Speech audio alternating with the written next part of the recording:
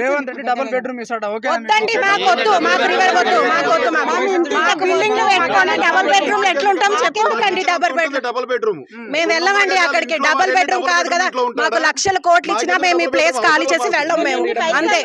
మా బాండింగ్ ఇది 20 ఏళ్ళు 30 ఏళ్ళ నుంచి. మా అంకుల్ వచ్చి 40 ఏళ్ళు అవుతుంది, ఆంటీ వచ్చి 40 ఏళ్ళు, మేము వచ్చి 20 ఏళ్ళు అవుతుంది. మేము ఈ లైన్ ఖాళీ చేసి వెళ్ళే ప్రసక్తి లేదు. FTL రివర్ బెడ్ హైడ్రాల్ ఇవన్నీ టోటల్ కన్ఫ్యూజన్ లో పెట్టేస్తున్నాడు.